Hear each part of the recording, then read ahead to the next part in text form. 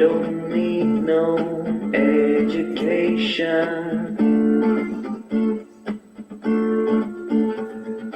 We don't need no thoughts control. No dark sarcasm in the classroom. Teacher, leave them kids alone.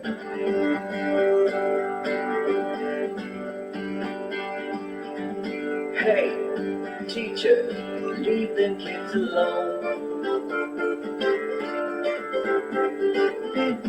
All in all, you're just another brick in the wall.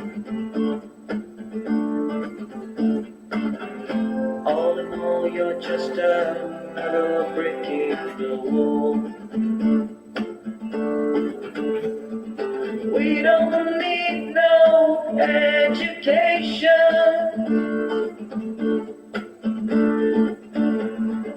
We don't need no thoughts control. No dark sarcasm in the classroom.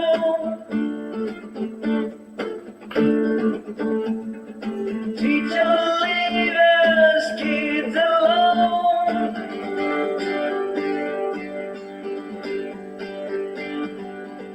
Hey, teachers, leave us kids alone. All in all, you're just another brick in the wall. All in all, you're just another brick in the wall. Hey, everybody. That's actually some pretty sweet guitar playing. He's doing really well, yeah. Yeah. Hey, Jello's here at Battle Rankings Live. I'm here with, after missing a week, I am with my lovely and talented producer. Say hi, Ann. Hi, Ann. And we're here for a show. And we are going to be covering Lessons from the Front. What came out, Lessons to the Front, and then the Team Yankee 101 manual. So we got that going on. Hey, but Ann, we didn't have a show last week. What gives? We were down with the sickness. We were down with the sickness. That's right. Down with the sickness. So if you guys were wondering, we had a picture of a little German ambulance model. The whole family had the COVID-19, the China virus. China. How does he say that? China. Okay. Anyway, Wuhan flu, or whatever you guys want to call it. The Wu flu. Wu flu. Yeah. So we had that. We're trying to figure out how. Yeah. Ooh, how's it go? Ooh, Don't say this. Anyway, so we're much better. We're still trying to figure out how it got in the house. We I think Ray brought it in. I think Ray brought it in from school. Yeah. And of course, he didn't have anything. Yeah, 17. I mean, he's like doing handsprings, and who cares, right? So older folk. I unfortunately for me, I had a sinus infection to begin with. Right. And then went right into that. So we didn't kind of know where it started. I'm like, one ended and one started, but we figured it out. We think it was like Thursday evening. It was around Thanksgiving. Around Thanksgiving. It was Thursday. Yeah. And we're all better. Though I will say this, I have figured out a way to get out of jury duty. Yep. I just simply told them I got the COVID. And they said, all right, you're good. So I actually got out of jury duty. Woohoo! which was fine. I was going to defer it anyway. By the way, if you now, all seriousness, He will cough a little bit, by the way. There's nothing you can do about it. yeah, some damage was done. Still dry. We probably need a humidifier in the house. But real seriously about jury duty, I highly recommended doing it once. Yeah. Highly recommended. I've served on 3 juries, right? 3? Something like that. Yeah. Yeah. They 3. like you. Yeah. Well, twice in the Bronx, me. one here in Indianapolis. It's interesting to watch both 2 criminal, 1 civil. And the civil was the longest, but I highly recommend that you should at least do jury duty once. Typically, they don't last that long, like a day or 2. And you get it's a real eye opener about how the judicial system works, and you get to see from the jury perspective. But highly recommended, and of course, as a like for me, American citizen, it's a part of your duty. Do it like voting. And you've been on a couple juries. Yes. Mainly, I have not been on one here yet. Have you been called to a jury? I was called here once, and I didn't end up being picked for even go into. I didn't even go into the courtroom to be interviewed yet. So, but it was my day, and that was it. Yeah. Well, Patrick says just watch Law and Order. Watch Law and Order. Dun-dun. Dun-dun. Yeah. Dun-dun. Okay, little Law and Order thing.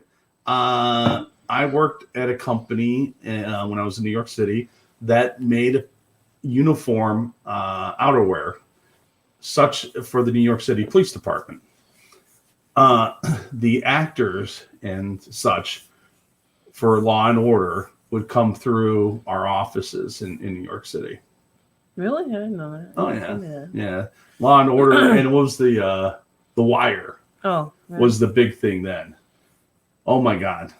So there was a couple actors who the lady folk were admired with in the office. Enamored with, you mean? Enamored, yes. Enamored with. So when they would come in, they had code words for them. They would say, Mr. Smith, line 12. That would be the receptionist saying that, that was for one of the guys coming in. First of all, we didn't have a line 12 and we didn't have a Mr. Smith, but that was the key to all the gals and the rest on the floor that he was in the building. Okay. And then all of a sudden, and I just remember, the president of the company who's this Orthodox Jewish fellow. He was like, "Who's Mr. Smith and what the heck's line 12?" And I'm like, "Ooh, I don't know how to explain this to you." But he's like, "They're doing that? They're clever." Yeah, I'm like, "Yeah, they are clever." Anyway, so that was the interesting thing about that. Also, remember they did the outerwear for the Lost in Space movie. Anyway. So it's an interesting company I work for in New York. So you're talking about? Well, first of all, the music. I noticed you posted something there. What was the music and why'd you pick it? Well, you're talking about Lessons from the Front today or whatever it is. Mm-hmm. And so, thought we'd do some edumacation type music and edumacation. And so I found this guy. He did a really nice acoustic cover of Pink Floyd's Wall No. 2. So there you go. Which I thought was really well done. I mean, he played that solo really well on acoustic. So yeah, he was jamming it. Mm-hmm. It seems like he's a gentleman from India. I don't know, but he goes by the name. He's on YouTube as the absurd hero. The absurd hero. Sometimes heroes do a little bit absurd. What is that? That prophets are always rejected from their hometown, or something. Yeah, it's something from the Bible, dear. Yes, that's kind of like the absurd hero, right? Yeah. So we got that. Let's Sorry, excuse me. we're gonna be doing some lessons of front stuff that came out, but let's get some housekeeping out of the way. For those who are new to the channel or look at it, I got all the archives going on the YouTube side. So YouTube battle rankings. So you could catch all the past episodes that we have up there. I am editing some more that were original from when we did Facebook only. I'm porting those over to YouTube, so the whole archive, the whole catalog, the battle rankings catalog, which by the way is a lot of hours of Flames No, of you should War. put them on Rumble too. Yeah, well, we'll see with Rumble. Rumble has a cost to it. Really? Yeah. You basically buy your channel. That's kind of how they make their money. Oh, I see. Yeah. So it's but if things move forward, maybe I'll go to Rumble. But anyway, it's all it's all there. Check it out. Let's talk about the tournament schedule coming on up. We do have, there's a couple this is the last weekend for Toys for Tots, Station Retro and Hard Knocks Games. They're doing some tournaments this weekend. I am planning on going on to Hard Knocks Games. They're doing a That's because you missed the one here in Indianapolis. yeah. I unfortunately I missed the one I was hosting. So my able company comrades were able to step up and take care of it. Big shout out to Chris Fretz and Andy Hobson for stepping up and taking care of that. We did have a total of 20 people come, and next week I'll have I'll have all the photographs and everything from the different events that were around the country. But this is the last weekend for that. And then next week's show will be the drawing. So we're going to do the drawing live. We're going to have Battlefront on here. Is he actually coming? Yeah. Oh, okay. So he's going to do the drawing here. We're going to do the drawing next week. Is he going to do some other announcing thing or? Well, yes. Okay, all right. So I didn't know if it was here. I thought he was doing it on his own page. No, they're going to be doing their own thing. Okay. We just don't want to cross. Okay. So I'm going to be doing something fresh with them. Oh, I see. Yes. All right. Yeah. So we were, by the way, so whatever that was about. So next week is the drawing thing. Next week's the drawing. Okay. Right. All right. On the 15th. Okay. We're going to do the drawing. Okay. So Battlefront will do the drawing. We're just going to be broadcasting it live here. Okay. Okay. All right. You good? You on board? I'm good. I'm all fine. All right. We're all fine here. How are you? We're good. It's a boring conversation anyway. Anyway, so yeah. Oh, by the way, for the Hard Knocks one, it's only 30 points, which is very small. So I'm like, well, what can I bring for 30 points? I'm bringing Pumas. Pumas. These are Pumas. Okay. Okay. So only 30 points? Is that all? Yeah, they're meant to 5 quick games. Oh. Yeah, it just should be a fun, quick tournament, I think. We'll find out. What do you want, sugar? Of course. Watch all my Pumas just get shot out from underneath me. And Station Retro is also doing something. There's a bunch of other stuff going on. I did add CincyCon 2022, which is going to happen March 4th and 5th. They're going to do Team Yankee, which is a little bit of an escalation, 70, 90, 110. And they're doing a 3-round on a Saturday, the March 5th, Late War 110. Adepticon, they have announced that they're going to be going on tickets on sale in January. So as we get close to that, I will keep you guys informed about Adepticon and what they're doing. So that's what's going on there. Let's talk about. Eric Deutsch said that it's not a puma. Yes, it is. What's he talking It's about? not a puma. It is too. No, it's a puma. That's a puma, dear. Anyway, let's talk about Lessons of the Front. First of all, if you don't know where to find Lessons of the Front, there's a really easy place to find it. You could go to the battlerankings.com, go to community resources, and on the top on the page is the Flames of War Lessons of the Front link. And I have a link to the documents that go straight to the. Maybe you could share, bring it up on your thing and show it. I could. Like share your screen. Yeah, I could share my screen. Uh-huh. I could. I'm in the middle of something. Okay. Because I got the presentation all queued up. Oh, I see. Yeah. Anyway. But yeah, just go there. I have the links to them. So if you're ever like, oh, where's Lessons in the Front? You don't feel like, hunting through it on the Flames of War site. You could always go to the Battle Rankings site, go to community resources, and there I have the links straight to it. So you always pull them up. Because the way Battlefront does them, when they change them out, I'm always I'm always updating with them. So it's something I saw that I could do. So you got that going on. So let's talk about Lessons of the Front. So by the way, do you know what Lessons of the Front is? That's where they update the rules.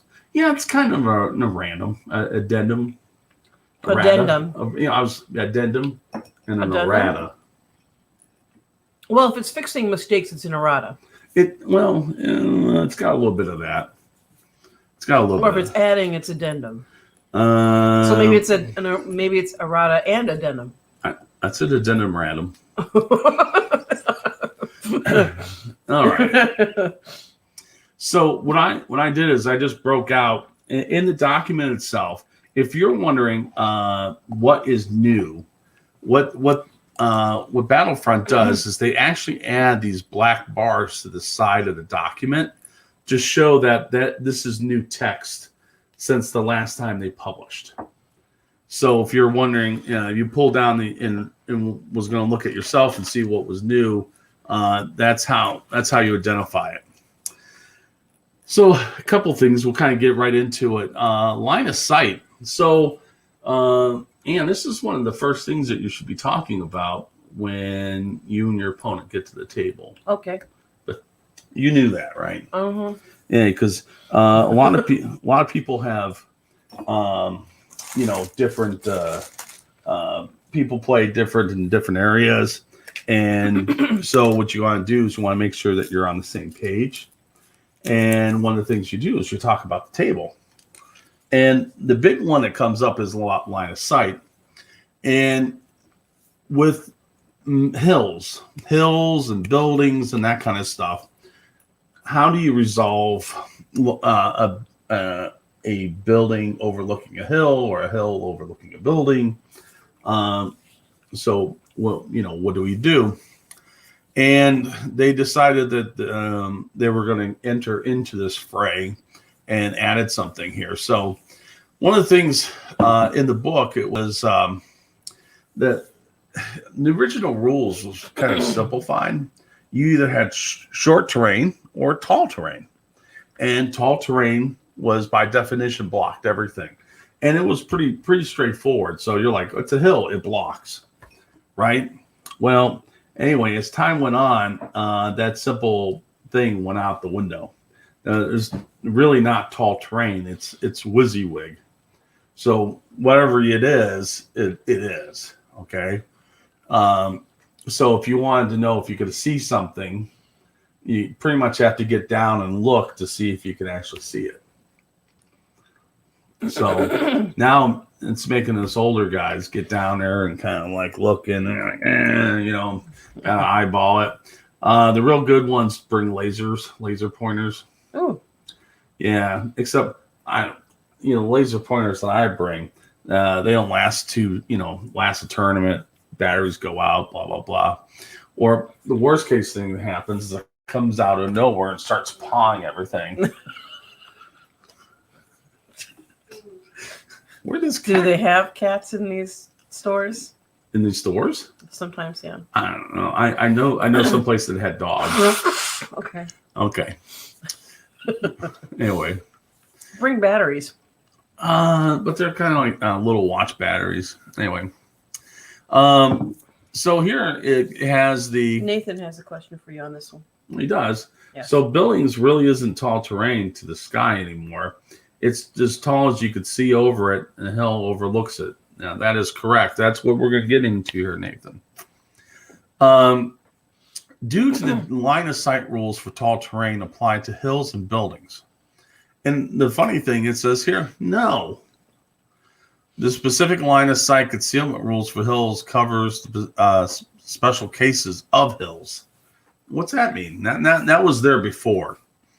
If I have a team on a hill, we'll just call it team full on the hill, trying to shoot at a team on the far side of a low building, can I do so? And then it says here, the height of the hill is exactly the height as it's modeled. Maybe you didn't like the cat joke. The only way to know what you could see from the hill is to get down on the level of the model and see if there's a line of sight over the building or other interfering obstacles to opposing the teams. Basically, it's saying get down there and take a look. Line of sight's line of sight. Hi, Sherman. Yep. So there's Cat's making an appearance. So that's kind of interesting about that. So buildings and so I guess the only thing that's really ultimately tall are trees, right? That goes to the ceiling. That go to the ceiling, right? Okay, you. So next, it says if I shoot smoke at a team in the upper story of a building, where do I place the smoke marker? Okay. As per rules, you place the smoke marker on the target team in the building. So you hit them up, boom. Sherman, you're gonna destroy everything. Yeah. Nope, not over there. Can a team on a hill or in an upper story building see over a smoke marker? No. Teams beyond a smoke marker always benefit from the effect of smoke. The only exception is aircraft, which are only affected by smoke markers within 4 inches of the team on the ground. So,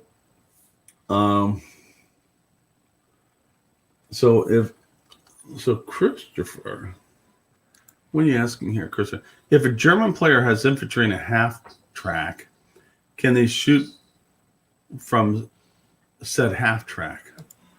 No, they don't shoot from the half track. The half track has its own shooting. The only benefit the half track gets is a bonus or a benefit to assaulting. Okay.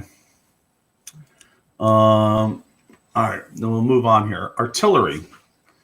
One of the things is I probably copied a little bit more, but danger close in aircraft.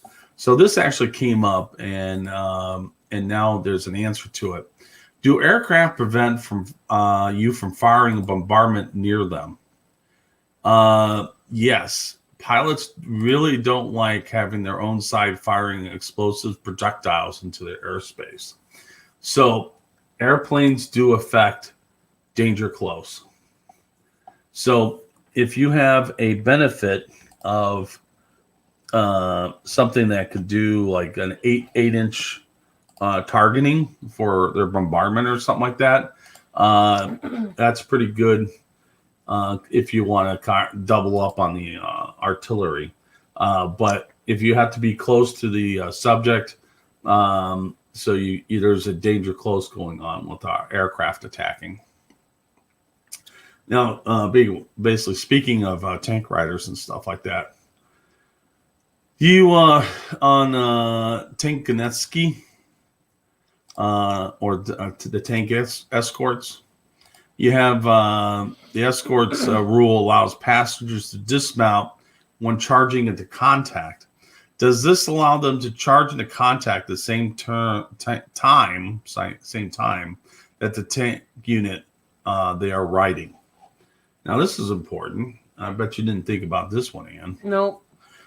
It says, no, the rules allows them to dismount when charging into contact, but does not change when they can change into contact. Charge into contact, thanks. Assaults are launched by one unit at a time. If a tank unit launches an assault, the passengers remain aboard, unable to do anything. Basically, they're just sitting there watching the show. If the passengers launch an assault, they dismount and charge into contact, leaving the tanks behind to assault, so they could assault separately. So they two things.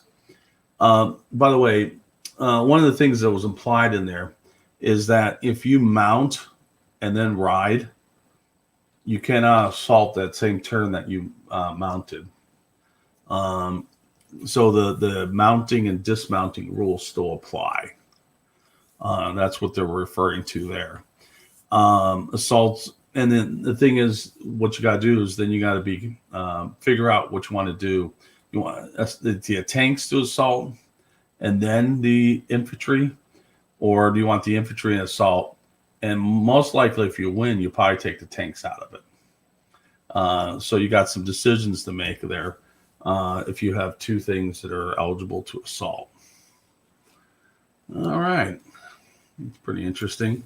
Maybe clearing that up. You clear on that now, Ann? I am clear on that now. All right. Well, you ready? Smoke bombardments. We're back to that one again.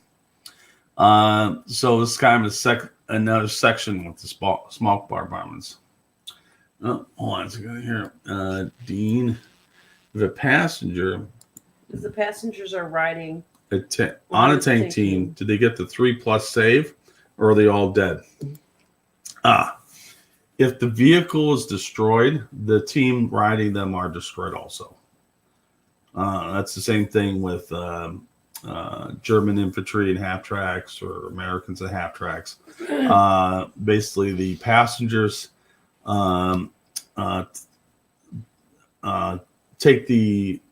suffer the same effect that the vehicle takes. So there's no saving. Does Dean pronounce his last name Marquis, or is it Marquis? I don't know. Because the British say Marquis. Everybody else says Marquis. I believe he's Canadian. So it'd be probably Marquis then. Probably Marquis. Ooh, the Marquis. Well, it's the same thing. Just the British pronounce it Marquis, like Marquis of Queensberry. But it's Marquis of Queensberry. So it depends on if you're more French or if you're more British. Oh, it's Marquis of Queensberry. So, okay. Mm-hmm. There you go. By the way, is that the same thing as Queensberry rules? Yeah. I said Marquis of Queensberry and Marquis of Queensberry. It depends on how you say it. Depends on where you're from. Okay. Smoke bombardments. Can a team on a hill or an upper story of building see over smoke? Now, once again, this is kind of doubled in a section. No. The only things that could see over smoke are aircraft, since nothing blocks line of sight for aircraft. So you got that going on. Do Tankanetsky or tank escort rules allow passengers to dismount when the tank unit counterattacks? We kind of talked about this already. No, the passengers cannot charge into contact as they're not assaulting units. Only assaulting units is the tank that they are riding. Since they are not charging into contact, they cannot dismount. But they do suffer the pains and the penalties and the benefits that the tank gets. When can they get out of the thing? They can dismount normal, Mm-hmm. or they could charge themselves, Mhm. or they can. So what happens is, you have the tank pulled up, and you got the guys on the tank. Mm-hmm. So you have to make a decision: do the guys get off and assault, or do the tank assault? Okay. Okay. So, and that's pretty situational. Mm-hmm.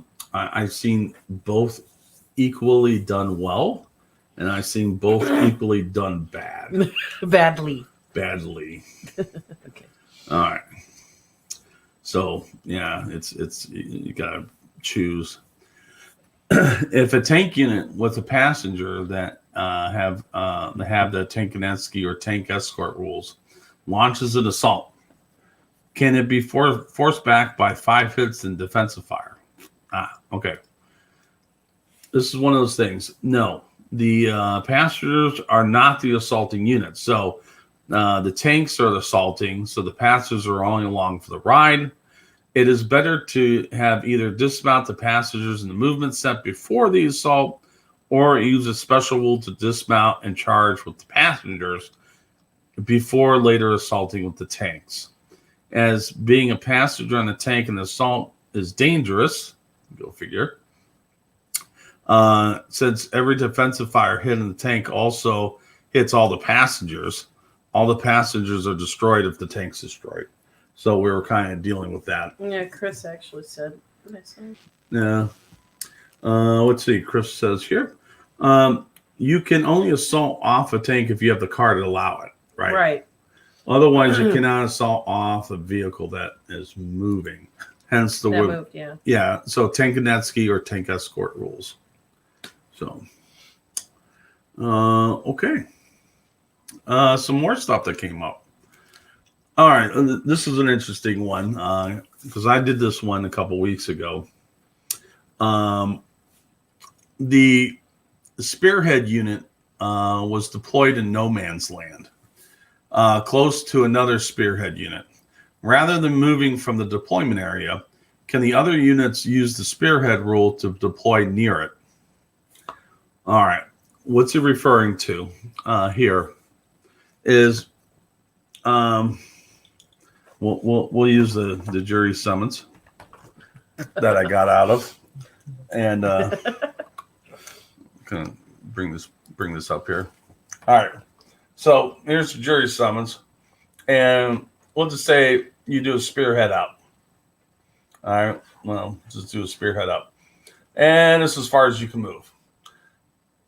You could deploy another scout unit, spearhead unit, within 8 inches of that first one you move, and then the bubble for the deployment of the second unit is increased, but you still have to follow the rules about deployment of spearhead. Can't come within 16 inches of an objective that you placed, or no, the objective that you have to take. You have to stay with it without outside of 8 inches of any enemy unit. Period. You can't get 16 within line of sight. There's a whole bunch of things about the do's and don'ts of deployment. But what it is that there's a bubble that is manifested around the spearhead unit, and if you put another scout unit that has spearhead in it, they have their own bubble. And so I had all these little scout cars, and I created this bubble going across. But the Bubble thing, chain? yeah, it's like a bubble chain. Yeah. The thing is you can't move. You just plop the bubble down, and then the 8-inch bubble is now around the second unit, and so forth, so on. You just can't, because it used to be double the bubble, so to speak. Oh, it's pretty good, Nathan. Yeah, you can double the bubble. That was a head scratcher when I was doing that one. They're like, "What? You can do that?" I'm like, "Yeah, yeah. Here it comes." Mm-hmm. Now it used to be in Team Yankee, you can move, put down your next spearhead unit, and then have it move. They took out the movement part. So, which by the way was like really silly. So yeah, the spearhead rule does not remain, but how the unit got there, it's when it deploys further units. So, all right. Back to this. The German rules. Mounting assault rule gives German half-tracks a bonus for their passengers when assaulting. If a half-track is bailed out and the unit fails its counterattack roll, so has to break off, can the passengers dismount and break off, or are they stuck in the half-track and destroyed? Now, kind of hinting to what I was saying before. What do you think? Do you think they can the transport is bailed out and they have to retreat? So what happens to the bailed out unit? You want to take a guess? It goes boom. Yeah, we'll say it goes boom. All right. Okay. It goes boom. Now, what about the passengers in there? Do you think they could get run out? They run off, or did they go boom too? I think they can run off, right? No, they go boom. They go boom? Oh. Yep. Yeah, remember I was saying that the passengers suffer the same fate as the transport. So that's just the rule, going through the whole thing. Dean says big boom. So a bailed out half track cannot break off. Sorry. So it wouldn't be a show without it. So it is destroyed. The passengers in the transport are also destroyed in the assault. So got that going on. Migration for the Soviets. This is an interesting one. I've seen a lot of people talk about this one. Can engineer sapper companies choose their heavy weapons they replace their SMG teams with at the start of the game? So I've seen a lot of people, some TOs were saying, hey, no, you need to pick that out all before the tournament, and that's what you play with. And so now what we have is you could choose your weapons you field for each game. So the way I'm looking at this is that an engineering sapper company could take a look to see what their opponent is, change their layout of their weapons, and that's what they're going to play with for that game. So that is interesting. So that's a little bit of a change that I was used to, which, by the way, I'm fine with. I mean, what the heck? I think that's the way that was before in version 3. Though I could be wrong. It's been some time. Let's see what the I got some finally. Nathan, so like the Soviet sappers choose weapons at the opening of each game. The mid-war Italian pairs could choose to take their flamethrower or keep the rifle at the game. Do you bring that up? I can bring that up like that. I don't know. It's a good question. Probably, I would say, if that's an option and doesn't say, they say you can choose. I would go with you choose at the beginning of the game of each round.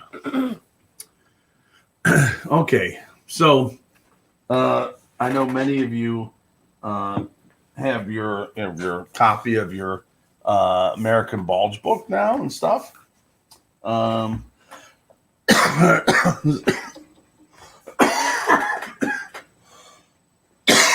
excuse me. So it didn't take long for some addendum to come out. What are you looking for? Some more hard candy to suck on? Yeah. Here's it. Peppermint. Let's talk about the American Bulge here. Does that sound right? I think that has more than one meaning. Oh yeah. You know what? Life would be boring without double entendres. Bulge American. Yeah. Oh. Well, you know, Americans running around with their bulge. Okay, stop. All right. This is a family show. Well, you know, I'm talking about the Battle of the Bulge. Yes, right? we do. We do know you're talking about the Battle of the Bulge. Okay. No, as long as we got that all straight. Okay. So I had to do some thinking about this, and so I'll give you my thoughts on it. So a tank destroyer hyper velocity AP round, armor piercing. Okay. The 76 hyper velocity AP, which will be affectionately known as the HVAP. Okay. The M36B1 tank destroyer platoon and the tank telephones are upgrades. That means that I can't take them with other upgrades like the up armored M4 Shermans late. Is this correct? And then no. It's basically saying in the cards, remove the word upgrade from the tank destroyer hypervelocity AP, which is effectively known as HVAP. Mm-hmm. Take away it so that you can have telephone tank command cards. So basically, what they're saying is that you only can have one upgrade to a unit, and they're saying this is not a upgrade, though it's one hell of an upgrade. It takes it from AT-12 to AT-13, but they said that you can have this and other upgrades.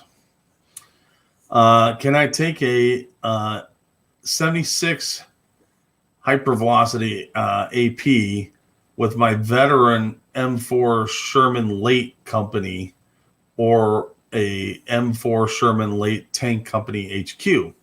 And it says, yes, you can. These units got left off the list, but you can still take them. So the thing with those cards are, if you have a 76 gun, you can take the hypervelocity.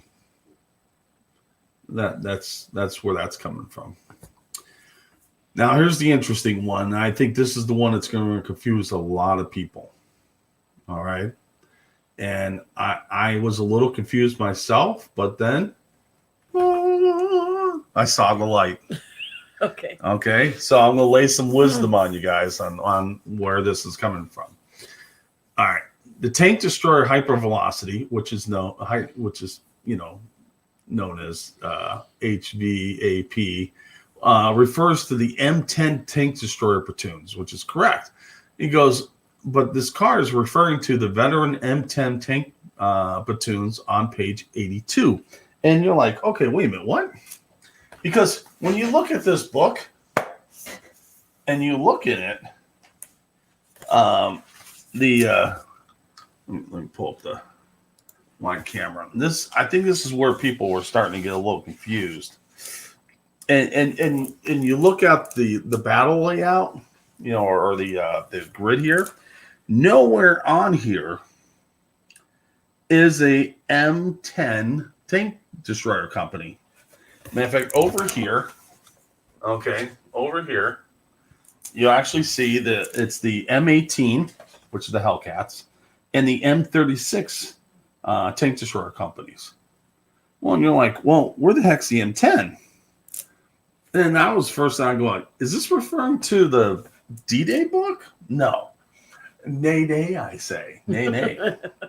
Well, so if you go to page 82, all right, you go to page 82, and there's an M10 in there. Where this comes from is on the M36. Okay, you have options to take an M36 and an M10. Your M10's options are in the M36 tank destroyer. So that's what the bottom boxes are. That's where you could take the HVAP card for your M10. Okay. Got it? Yes. Yeah, it makes sense? Kind of. Oh, yeah. It was hidden in plain sight. It's all right there. So. How about calling it an HVAP? An HVAP? Can Sherman the cat use an HVAP? That's probably what he was asking for. He's like sitting there going, I'm a Sherman. Oh. I want an HVAP. Yes, the cat uses an HVAP. Yeah. Especially how in the about morning. calling it HVAP? Yeah, okay, I'll He has call it. hypervelocity running around the house in the morning. Well, I call it what's. Oh, so was that the thing is that they want to call it an HVAP? You guys can let me know. Let me know in the comments what you think that it should be called. Should be called an HVAP? Hey, remember, if you like what we're doing here and everything, hit that thumbs up button so that the algorithm gets spread out to more people who like this kind of crap. Well, I mean, that's what it's there for. Yeah. Hey, look, the thumbs. I just doubled my thumbs up. Okay, woohoo! Okay, so anyway, that's where the M10 thing comes from. So it's not referring to the D-Day book. So if you're wondering, okay, next. Okay, hold on. Chris has a clarification. So if you want a veteran M10 company without the M36s, you must take the D-Day card with the Desert Veteran card. However, those cannot be upgraded to the HVAP. So, a VAP. A VAP. Yeah. Yeah, those HVAPs. So, D-Day, no HVAP. Bulge, HVAP. Options. By the way, it's 1 point for 2 units. So if you have 4, it'll cost you 2 points, which probably is worth it. Going from a 12 to a 13. I don't know. Anyway, let's go on here. The Glider 36 millimeter anti-tank platoon card costs as a negative 1 point per 2 guns to change from a 57 millimeter. Now, by the way, I have a hard time that these were actually. You might bring the rules back up.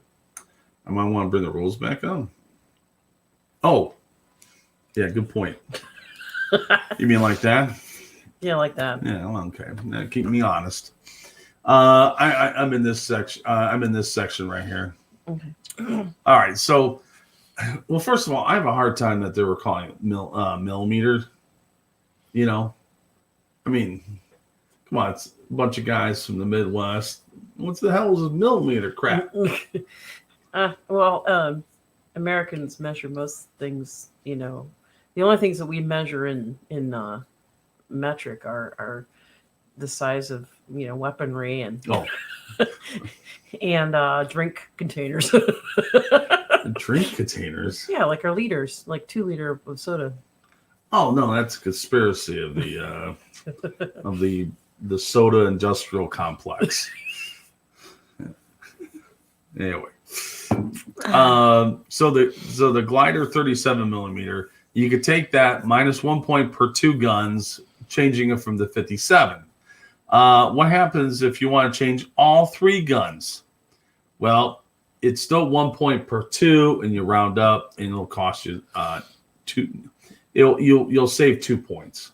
Okay, so there's no halvies. I'm sorry, I'm laughing what Patrick wrote. He's terrible. You know what? You're right. You can't measure the American bulge in millimeters. Nope. The M4 Sherman card replaces the M4 Sherman Late in units with the M4 Sherman tanks with D-Day veteran M4 Sherman tank platoon.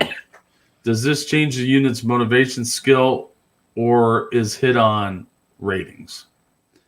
Oof. Oh, okay. No. The unit's characteristics remains the same. The only thing that changes is the armor, movement, and weapons ratings.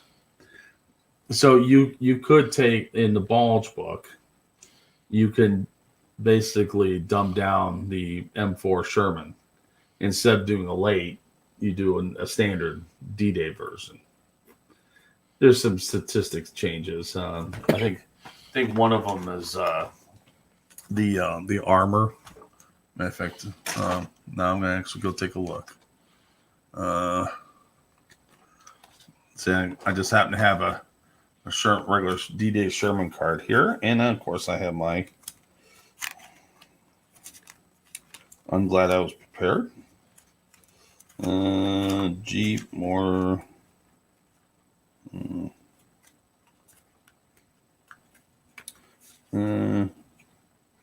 Well, it's a 7. The 7 cross is still the same. The movement is still the same. The only really difference is the front armor and the cost. You might show them the cards. Well, actually, I found the OP version, which is all right. Actually, hold on. I got the book here. I could just go look. Talk amongst yourselves. Anyway.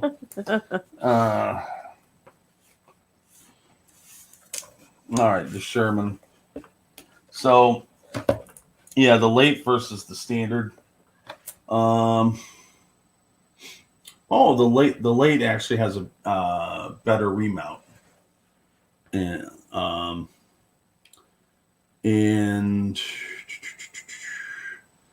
then there's the thing with Yankee Ingenuity. Might have it, might not. Cross is the same. Movement's the same. The gun's the same. It's just that the cost is. Oh, this is a veteran. Let me look at the. Let me look at the veteran. There we go. For 5, the late is 25 points, so it's 5 per, and it's 21 points for the normal Sherman. So you save 4 points for the platoon if you wanted 5 tanks. Okay. Yeah, they don't have any protection. I think if you're going to do the Sherman, you might as well do the late. Protect yourself. I think it has more staying power. Especially you're going to get slapped around if you're going to be hit on 3s. Okay. The can a formation in a force. Can formations in a force, even if they're coming from another book, American or Allied, benefit from George S. Patton Jr.? Woo! Card as well. Patton affects any and all American formations in the force. However, he cannot affect Allied formations. As they obey the rules of their own nationality. By the way, 4 points, Patton. He gives you a big bonus on stick-to-itiveness and a reroll for reserves. By the way, Joe had a cat named George S. Patton. Just so you know, I did. Yeah, so this naming cats after generals or tanks is not necessarily unusual. Mm-hmm. Yeah, Patton was probably the biggest, dumbest cat I ever met. He was. I mean, first of all, he was like a 25-pounder. Yeah, he was huge. He was huge. He was a big cat. And he was like doop-a-doop-a-doop-a-doo. Yeah, anyway. But he loved you. Oh, I know. I'm just lovable. Does Patton's card benefit American support units? This guy's silly. Yeah, it benefits all American units. So we got that going on. I think since any formation card can lead a support unit, an American support unit within 8 inches of the American formation commander would rally or rebound on a 2+. So that's pretty good. The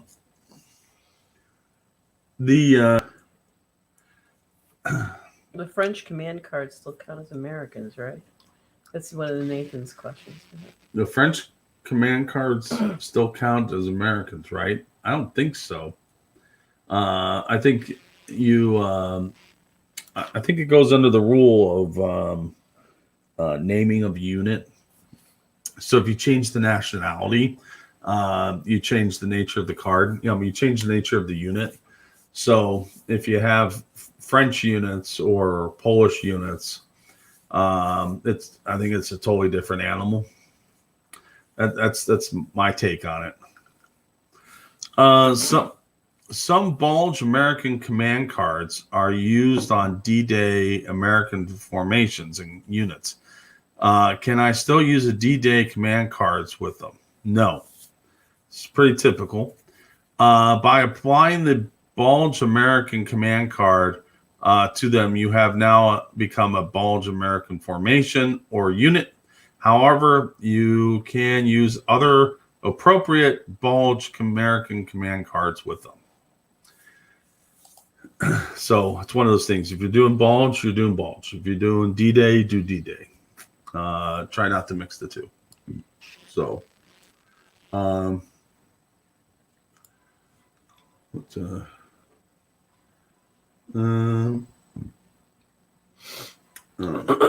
know. Twitch is not liking something. Oh well. Okay, let's What move. is Twitch not liking? I don't know. Twitch is kind of funny that way. I think we're having trouble streaming to Twitch. This may result in Twitch end. Oh, now we're back live on Twitch. So all one of you who are watching us on Twitch is now watching us again. Okay. I don't know. I think I just like to say I'm on Twitch. And at work, the younger folk are like, "What? What are you doing on Twitch?" I'm keeping it real. Anyway, let's talk a little migration. Axis allies. Okay. Are tanks affected by armor reserve special rule battle tanks for the purpose of deep reserves and similar rules? Yeah, that's what. Okay, hello. That's what battle tanks is for. And by the way, I think this is what makes the M18 not so cool anymore. Because I was thinking, because the front armor of an M18 was 2. And I'm like, all right, hey, this thing could, bypass the deep reserves. No, they got a little thing on it that says they're still affected by deep reserves. You're like, oh, well, gee whiz. Anyway, there's all these like little piddly little tanks that the Axis, the allies or the satellite nations have. And you're like, oh, hey, they could bypass the deep reserves. No. They all have these battle tank rules. That's what they're there for. They're not, so that you just didn't have a wall of, armored 1 tanks that are all starting on the table. You still have to worry about the deep reserve rule. Command cards. What does Lapizantor, the Lapland war card, affect the counterattack rating of my unit? Can you guys hear Sherman? It says here the first paragraph of the card should read. So, by the way, this is an addendum. Mm-hmm. All infantry, gun, and tank units in your force have the following characteristics for -1 point per unit. Change depending on their motivation ratings, units already have a worse counterattack remaining the same. This means that units already with a lower counterattack are not changed and do not deduct the 1 point. So when you're using this card, you're going to have to figure out where you get your discount and versus you don't get your discount. So if it already has a lower counterattack, sorry, no discount. Can my Finnish force have German allies? A Finnish force made with the Lap War Command card cannot have German allies. Oh, that's interesting.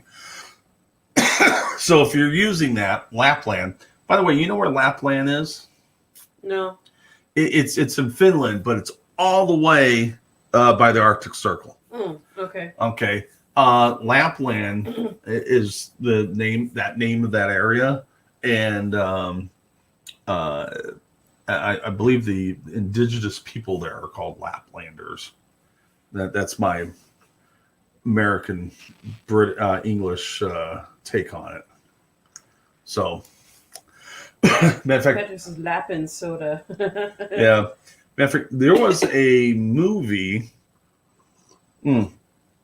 where this one gal was tending to her farm, and a German and Soviet soldiers that somehow got separated. She nursed them both back to health, and they became friends or something like that. I'm trying to remember the movie. Someone's going to know the name of this movie. Anyway, by the way, it was a Maine and Finland movie. And so it was going on, and I had all subtitles and everything. So I was like, "Oh, I'm watching an art film." And the end result was they ended up leaving, but she ended up having 2 kids, and one was of each one. It was a little weird. I don't know how that happened. It was almost like without like being totally shocked, like the end of Demon Seed, where the computer ended up having the girl. It's like this thing where they left, but she ended up having 2 children, and you're like, how can the 2 children be one from each one? And well, it just She's like a cat. yeah, it's like a little weird. Anyway, and by the way, I think it was called Lapland. Okay. And no, it's not lap dance. Yeah, thanks, Patrick. Yeah. Got bulge and lap dances. I don't know what's going on here.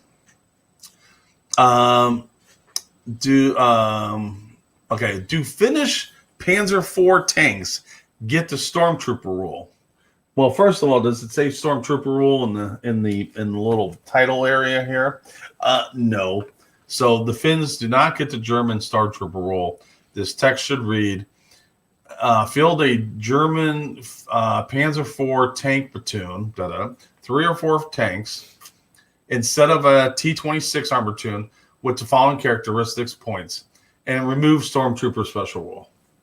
The only people that get Stormtroopers are the Germans. What did John Lennon say? Keep Ireland for the Irish. Well, this kind of taken. Well, Keep Stormtroopers for the Germans. Germans, right? Stormtroopers for the Germans. Anti-tank and firepower rating on a Hungarian 149 millimeter howitzer are worse than the 100 millimeter. What gives? Is that right? And the answer is no. These 2 ratings have been transposed. Oh, well, that's a surprise. Uh-oh. Anyway. Dun, dun, dun. I know. It's a typo. It is. Well, it's what copy, paste. The 2 ratings have been transposed. The 149 should have an anti-tank 3 and firepower 2 and firing and artillery bombardment. Okay? So you got that going on.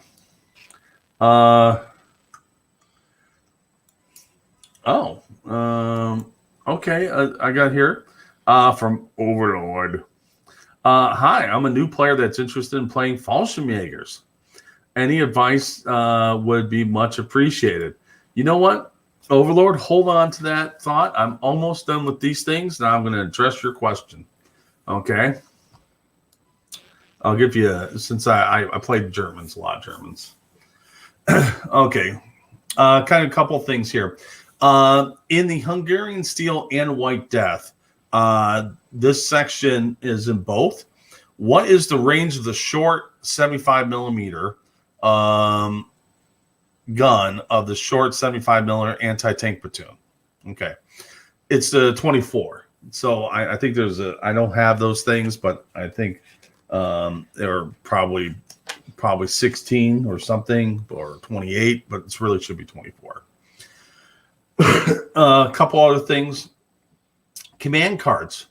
Do cards like armored flak half tracks that add an armor value to an unarmored tank team remove the unarmored special rule? And the answer is no. An unarmored special rule still applies. The tanks cannot charge into contact and must break off. So don't think you're going to spend 1 point and turn your half tracks into assault vehicles. Your little anti-aircraft half tracks. So that makes sense. Yeah, you good? You're just shaking your head over there. Is that what they used for deforestation in the Bulge? Oh yeah. Well, kind of. Your grandfather shot. My grandfather was a quad 50 gunner. He was in the Battle of the Bulge. So the half track they buried into a ditch, and so that he was overwatching an open field, and as the Germans were coming through, he unleashed with the quad 50, which, by the way, he says he never once shot in the air. And so imagine a quad 50 just unloading onto Germans coming through. He says he was chopping down trees in the Ardennes there. Trees were falling over. Well, remember, it was, So technically, you really couldn't do that in the game. No, you can't do that in the game. But you can't do it your grandpa. The Joe Grandpa rule. Yeah, no. But the thing is he's not the only, half track with quad 50s. Okay. So, right, the Mondoos. Yeah, the Mondoos don't play. That's correct. By the way, so there's a whole bunch of them, right? And they're just, shooting, and a 50 cal round coming out. I mean, it's a ton of 50 cal round shots, just chopping up trees. All right, one section here. D-Day American. There are some point adjustments. Be aware of that. On the for the green armor 57. There's some point adjustments there. The one thing when I was looking at that, I had to go take a look to see that if there were adjusted in the Forces of War. So I don't know. What else have we got going on here? Oh, okay, yeah. And then what? So everything that was the same in the field manual, I cut out. And here's the things that are unique for the Team Yankee. Show them some Team Yankee love here. Minefields. If your unit deploys in a minefield, wow. Or an artillery drops a minefield on it. Is this an answer to your question that you have for me? Yeah. It is. Wow. Yeah. Well, I wasn't the only one having this question. Okay. It wasn't really a question. It was more of a life debate. Life debate. Yeah. First of all, it still takes 2 turns. You have to move into the field. But you're like, I'm already in it. Yeah, I know that, but you still have to move.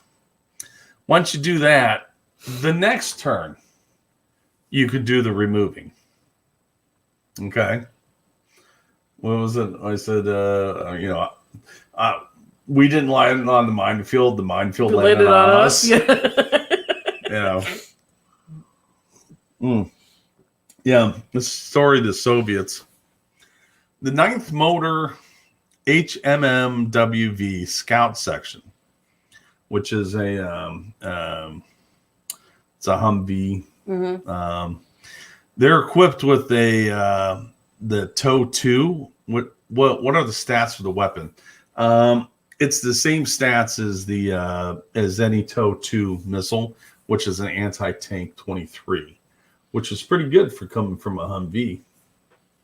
Little shoulder fire thing. Okay. Now some German love here.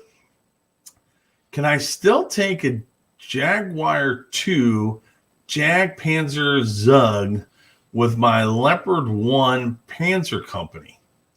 And it says, yes, the copy of the book had a paste error in the diagram listing the Jag 1 instead of the Jag 2. Okay.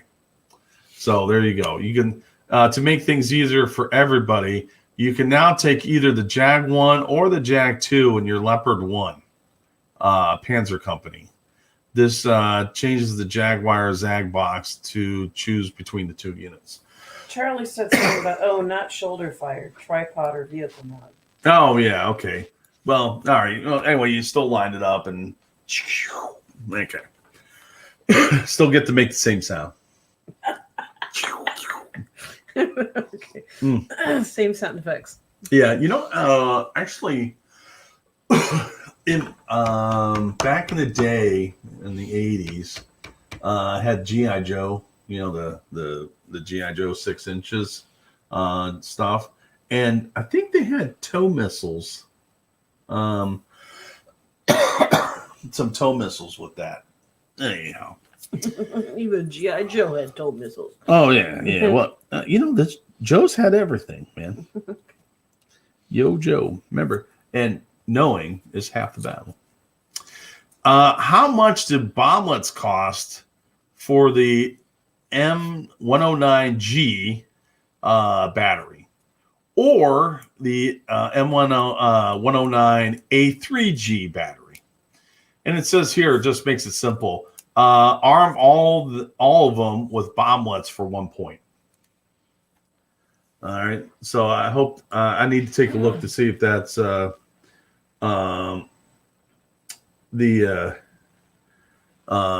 say I have to take a look to see if they did that in the whatchamacallit. Well, this is actually a Werther's, but it's not hard candy, it's the soft. Really? So, yeah, I'm going to chew on this thing and drive her with nuts. Okay. Okay. All right. You shouldn't talk and eat at the same time. No, we like it. I could comment all the time. Really? Uh-huh. All right. Well, you got to talk about two things. Dean has got a question for you about what the tournament points are. And what was the gentleman who asked about the Fallschirmjägers? Mm-hmm. It's going to stick to your teeth. You know that? Mm-hmm. It's Overlord. Oh, that's what I'm saying. Thanks. Okay.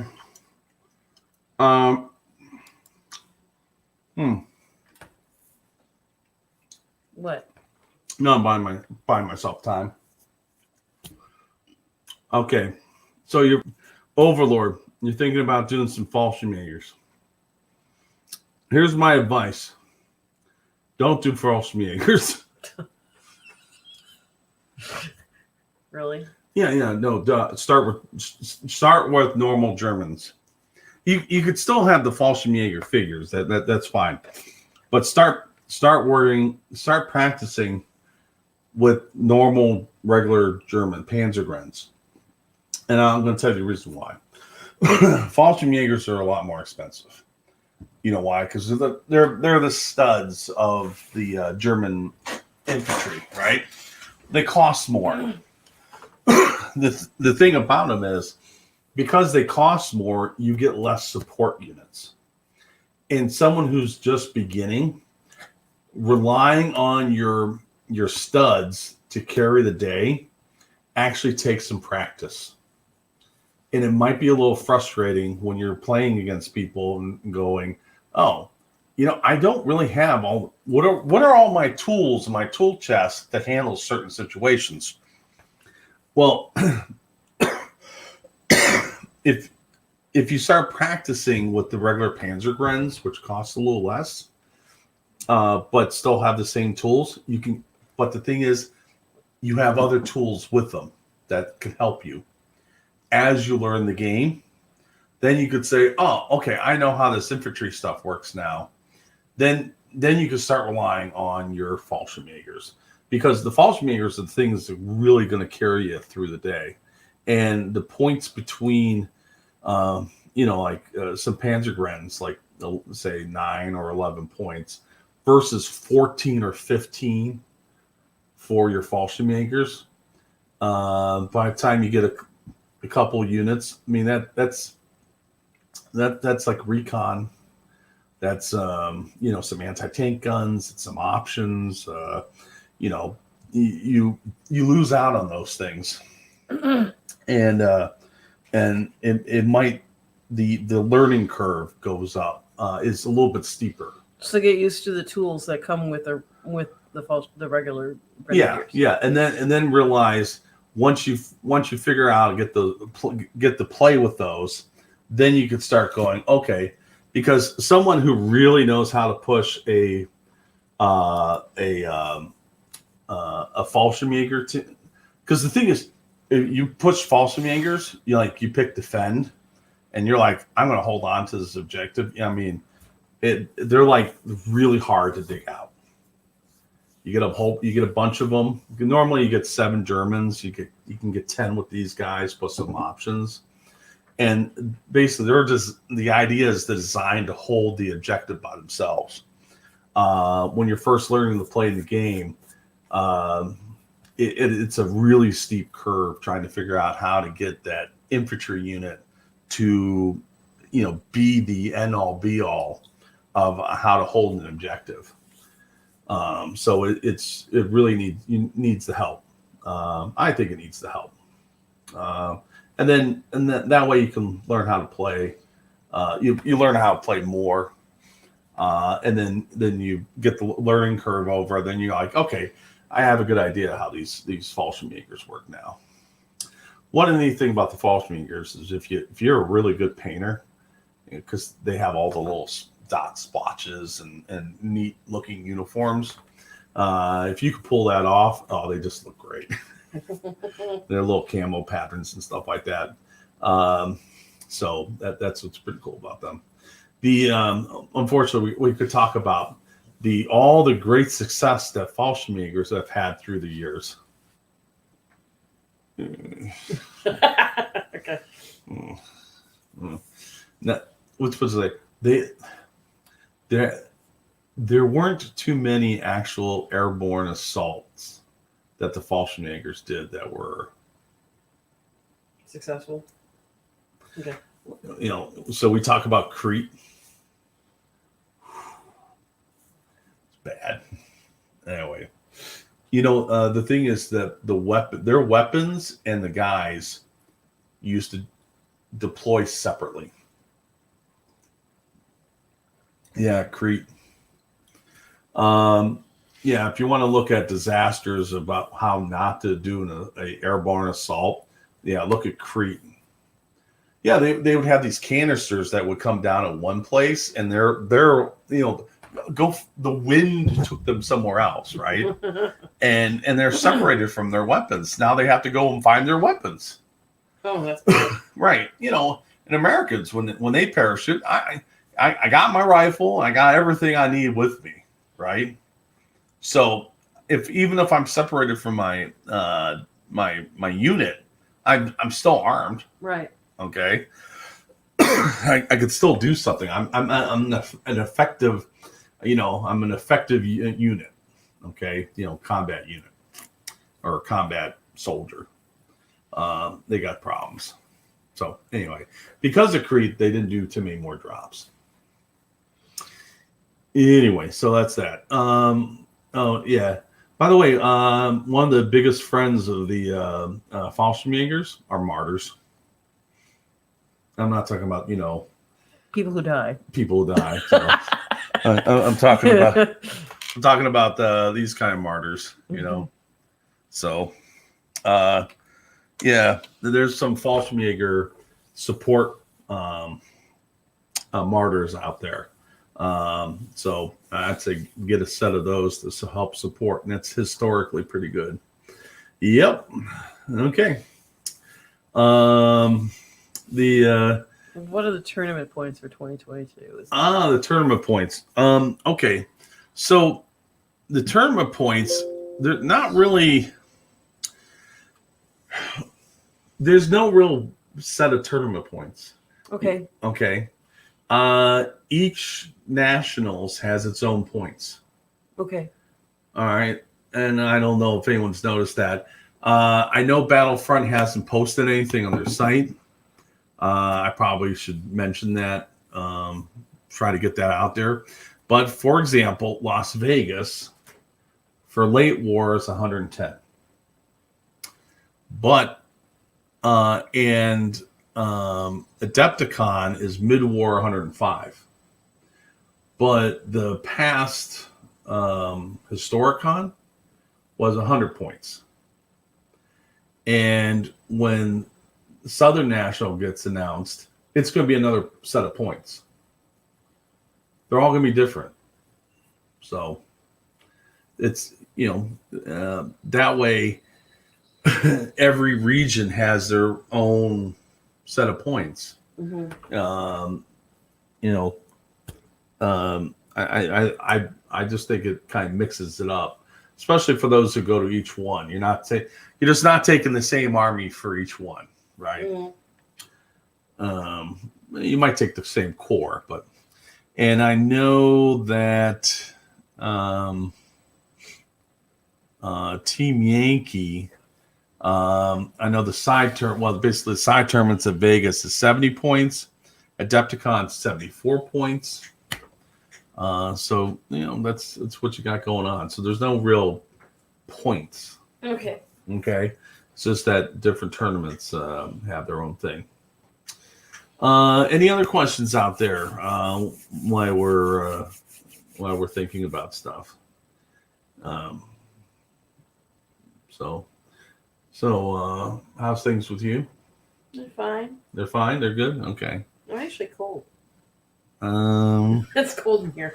it's cold outside. Yeah. So that. Are we done? I don't know. I think so. Let's play. What have we learned?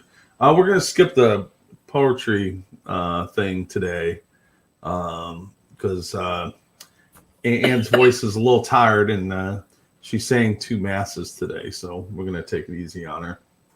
Well, I mean, we're gonna take it easy on Panzer Ghost. Panzer Ghost. Yeah, Yeah, he got COVID too. Yeah. So let's play. What have we learned? What have you learned? I learned a number of things. Like? I'm trying to remember. I learned that most Fallschirmjäger assaults didn't go very well. I didn't know that they were separated from their weapons. Yeah. That was kind of dumb. Right. What was the point of that? I mean, I don't know. I mean, it probably looked good on paper. Like, drop weapons, drop troops, we're good, right? I learned that COVID can get you out of a jury summons. Okay. Okay. Patrick says, I learned that not only a person that received a jury summons lately. Oh, yes, so Patrick got a jury summons. Patrick, if you haven't done it already, I highly recommend, I mean, give it a shot. Give it a shot. If you get selected, look at it as your civic duty. It's interesting. The E4 Airman, Joe is a great deal smarter than me. Well, I don't know about that, but what did I learn? I learned that not all the points are in the book right. They have to have addendum. Yeah, they have some typos in there. Yeah, well, you know what? Copy and paste errors. Oops. Well, what do you expect? You know, better editors. I don't know. Actually, I wonder who their editor is. I'll take a look at sometime. Well, they slip through, you know, Yeah. even you know, after several. Yeah, actually, hold on. Patrick says here the Fallschirmjägers had a single point parachute harness that did not allow them to carry heavy weapons on their persons. Wow. Well, there's a design flaw. You know. That's a design flaw. Well, I mean, well, let's put it this way. At least the Fallschirmjägers had parachutes. Yeah. It would be really they'd be really falling from the sky if they didn't have parachutes. No, Soviet paratroopers, some of them didn't.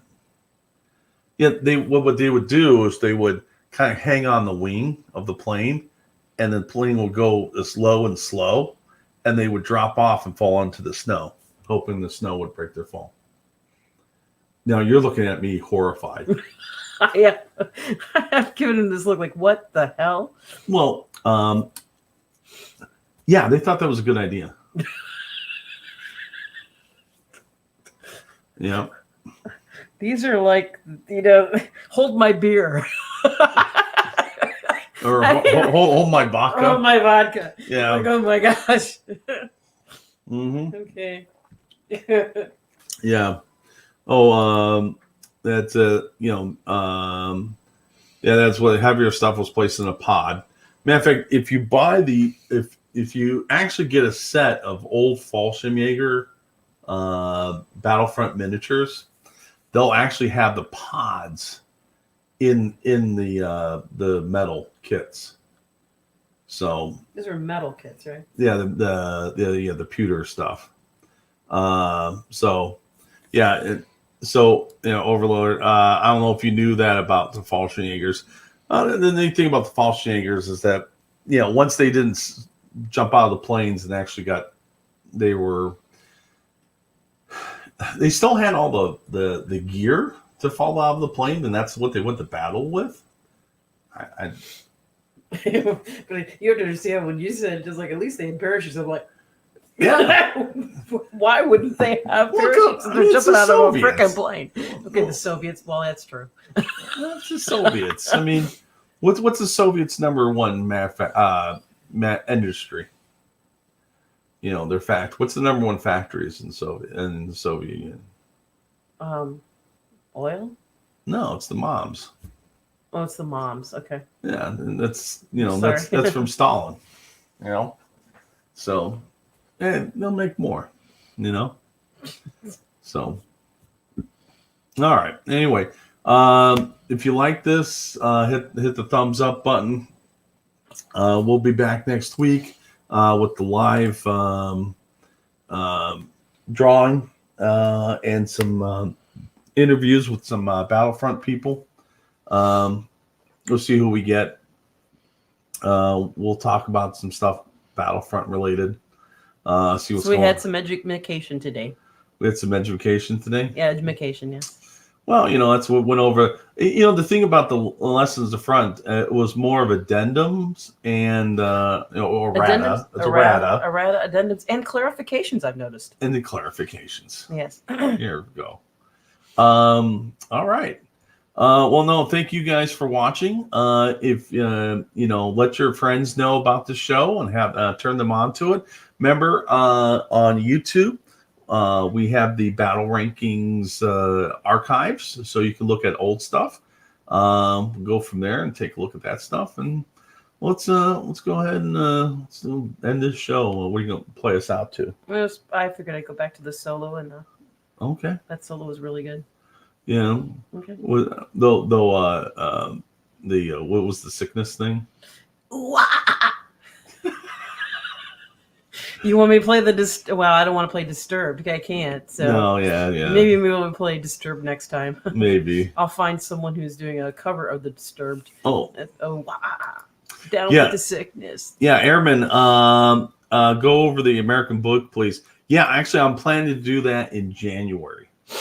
So what we're gonna do is I'll get another missions. Next week. You're gonna have a shmee? Of course, it's gonna have chemise. Next week is okay. So this is what the schedule is. Next week is the drawing.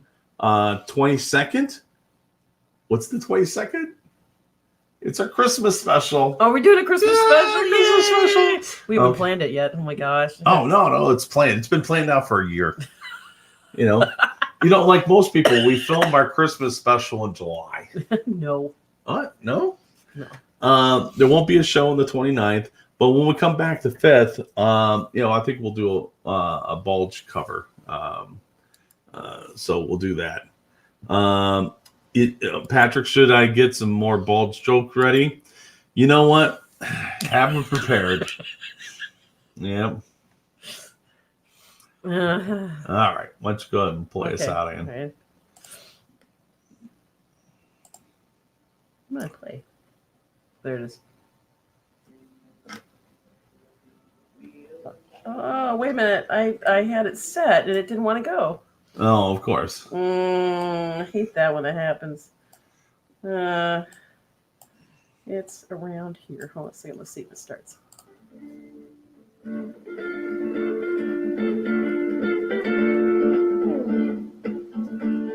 Some acoustic.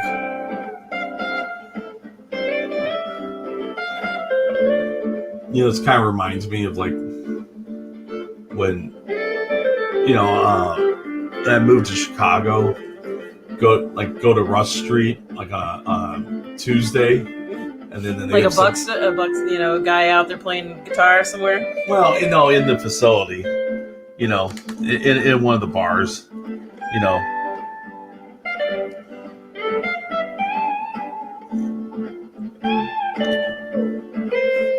It's pretty good. It's pretty good. It's rocking it.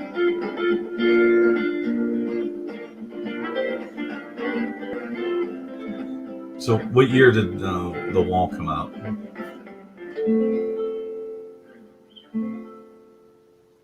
I don't know. That's it. Anyway, and we'll take it out. Take it easy. 79? We'll see you next. I think 78 or 79. Yeah. All right. Good night, everyone.